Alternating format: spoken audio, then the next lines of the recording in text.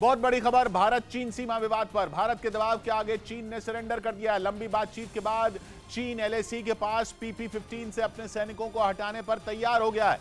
दोनों देशों के बीच 16वें दौर की बातचीत हुई, जिसके बाद जारी साझा बयान में इसका ऐलान किया गया और फिर PP-15 से भारत और चीन के सैनिक पीछे हटने लगे।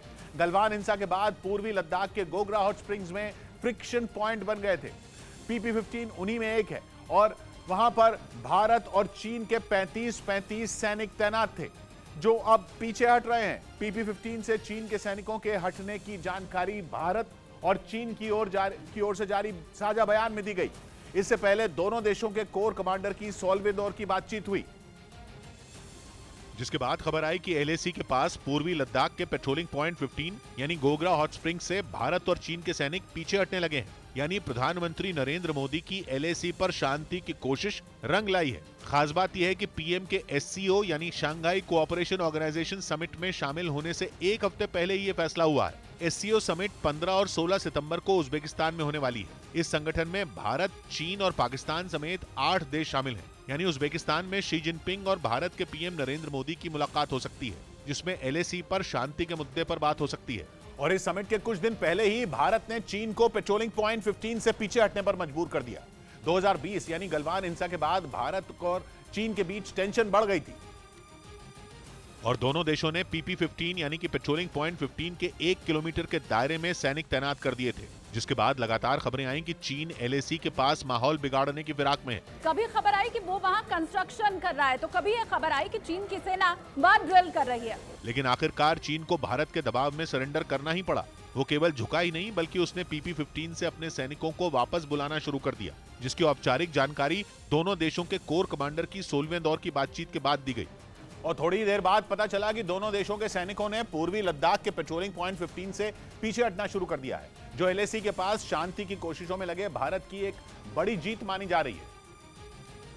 क्योंकि एलएसी के पास पूर्वी लद्दाख के पेट्रोलिंग पॉइंट 15 से चीन की सेना के पीछे हटने का मतलब है सीमा पर शांतिपूर्ण माहौल बनने की ओर बढ़ना। पेट्रोलिंग पॉइंट 15 भारत और चीन के लिए एक फ्रिक्शन पॉइंट था और वहां कभी भी 2 साल पहले हुई गलवान हिंसा जैसी घटना घट सकती थी।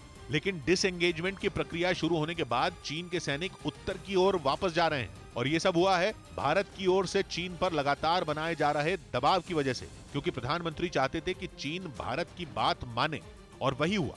15वें दौर की बातचीत तक जिद करने वाले चीन को आखिरकार झुकना पड़ा। पूर्वी लद्दाख में एलएसी के पास कई ऐसे फ्रिक्शन पॉइंट हैं जहां भारत और चीन की सेना आमने सामने है। फ्रिक्शन पॉइंट का मतलब एलएसी के पास की वो जगह जहां चीन और भारत के सैनिक आमने सामने रहते हैं और कभी भी झगड़ा हो सकता है। और भारत चाहता है कि इन सभी जगहों से सेना हट जाए। गलवान हिंसा के बाद पूर्वी लद्दाख के पास करीब 4000 किलोमीटर लंबी एलएसी के पास तनाव बढ़ गया था, जो भारत और चीन की 16वें दौर की बातचीत के बाद कम होता दिख रहा है, क्योंकि पेट्रोलिंग पॉइंट 15 जैसे फ्रिक्शन पॉइंट से डिसएंगेजमेंट की प्रक्रिया शुरू हो चुकी है। लेकिन भारत फूंक फूंक कर कदम रख रहा है, क्योंकि 2020 में जब गलवान हिंसा हुई थी तो वो डिसएंगेजमेंट की प्रक्रिया के दौरान ही हुई थी।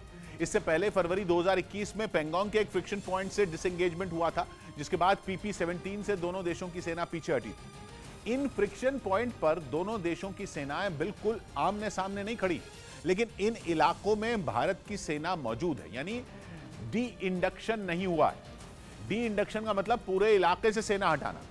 भारत ने पेट्रोलिंग पॉइंट 15 के आसपास से भी अपनी सेना को नहीं हटाया, क्योंकि चीन की फितरत उस पर भरोसा ही नहीं करने देती और इसीलिए भारत ने अपनी सेना को फ्रिक्शन पॉइंट यानी झगड़े वाली जगह से तो हटा लिया, लेकिन उस इलाके से हटाकर बैरक्स में नहीं भेजा।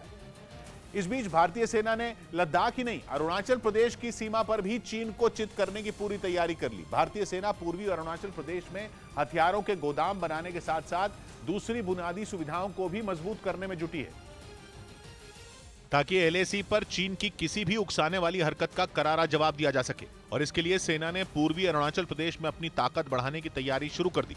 वहां सीमा के करीब सड़कों का ऐसा जाल बिछाने की तैयारी है जिससे एक जगह से दूसरी जगह तेजी से पहुंचना आसान हो जाए। इतना ही नहीं, सेना वहां हथियार और गोला बारूद रखने के लिए एक बड़ा गोदाम भी बनाने जा रही है, जबकि सीमा के करीब ही हेलीपैड भी बनाए जाएंगे ताकि हेलीकॉप्टरों को एलएसी के नजदीक उतारा जा सके। और ऐसा इसलिए किया जा रहा है कि जरूरत पड़ने पर एलएसी पर सैनिकों को तेजी से जुटाया जा सके, क्योंकि एलएसी पर भारत की बढ़ती ताकत देखकर चीन बुरी तरह बौखलाया हुआ है। वो वहां भारत को उकसाने का कोई मौका नहीं छोड़ता। और इसके लिए चीन कभी एलएसी के पास अपना लड़ाकू विमान भेजता है तो कभी सैन्य अभ्यास करके भारत को परेशान करने की कोशिश करता है। इसके साथ ही वो एलएसी के पास कंस्ट्रक्शन भी तेज कर रहा है। कुछ रोज पहले ही अरुणाचल प्रदेश की सीमा के पास निर्माण कार्य से जुड़ा एक वीडियो भी वायरल हुआ था। कहा गया कि वीडियो में चीन के एलएसी के पास निर्माण कार्य करने से जुड़े सबूत थे। सूत्रों के मुताबिक ये वीडियो एलएसी के पास बसे अरुणाचल प्रदेश के स्थानीय लोगों ने 11 अगस्त को बनाया था, जिसमें खुदाई करने वाली 2 बड़ी मशीनें और सेना के कुछ लोग काम करते दिखाई दिए थे। और सीमा के पास बसे अरुणाचल प्रदेश के लोगों ने दावा किया था कि वहां चीन की सेना ही निर्माण कार्य करवा रही थी। वैसे कोई पहली बार नहीं था जब वहां से ऐसी खबरें आई, बल्कि चीन पर ऐसा करने के आरोप कई बार लग चुके हैं। यही नहीं, चीन कई बार घुसपैठ करके भी भारतीय सेना को उकसाने की कोशिश करता है।